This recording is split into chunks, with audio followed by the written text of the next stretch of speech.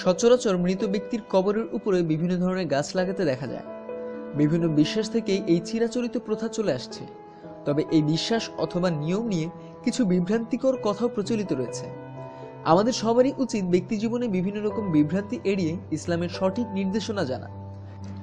আসলেই কবরের উপরে গাছ লাগানোর নির্দেশনায় ইসলাম কি বলে সেটা জানাতে RMM টিভির ভিউয়ারদের জন্য একটি বেসরকারি টিভি চ্যানেল NTV-তে প্রচারিত ইসলামী প্রশ্নোত্তর বিভাগ থেকে এই ফিচারটি সংকলিত। এই অনুষ্ঠানে দর্শকদের জীবন ঘনিষ্ঠ ও বিভিন্ন বিষয়ে ইসলামের আলোকে উত্তর দেন বিশিষ্ট আলেম ডক্টর মোহাম্মদ সাইফুল্লাহ। সম্প্রতি এমন একটি অনুষ্ঠানে একজন দর্শক প্রশ্ন করেছিলেন, অনেকেই বলেন কবরের ওপর কোনো গাছ থাকলে ওই গাছের পাতা যে জিকির করে তার সওয়াব নাকি কবরবাসী পেয়ে থাকে, তাহলে কবরের উপর ছোট বড় কোনো গাছ লাগানো যাবে কি?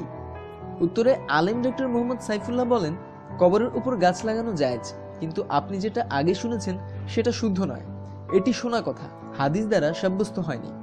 যদি কবরের উপর গাছ থাকে সেই গাছ জিকির করে আর এই জিকিরের কারণে জিকিরের সওয়াবগুলো কবরবাসী যারা আছেন তারা পেয়ে যান, এ ধরনের বক্তব্য শুদ্ধ নয়। তবে কবরের উপর গাছ লাগানো নাজায়েজ নয়, জায়েজ। একই অনুষ্ঠানে আরো একটি গুরুত্বপূর্ণ প্রশ্ন ছিল, একটি বইতে পড়েছি কবর জিয়ারত করলে নাকি কবরবাসী জানতে পারে যে কে তার কবরের কাছে এসেছে এবং তার জন্য দোয়া করছে, এবং তার পরিবারের লোকজন দেখলে খুশি হয়। এটি কতটুকু সত্য? না। উত্তর ছিল না, এটি সত্য নয়। কবরের বিধিবিধান হচ্ছে কবরবাসী কিছুই জানতে পারবেন না।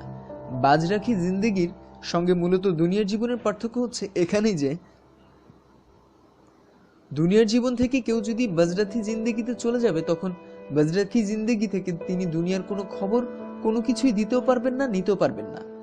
তাই আজ পর্যন্ত কোনো কবরবাসী কোনো খবর দিতে পারেননি, আর কোনো কবরস্থ ব্যক্তির কাছে কোনো খবরও পৌঁছাতে পারেনি।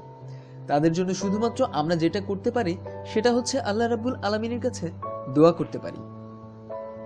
এই সংক্রান্ত আরো বিস্তারিত তথ্যের জন্য সাবস্ক্রাইব করুন। ধন্যবাদ।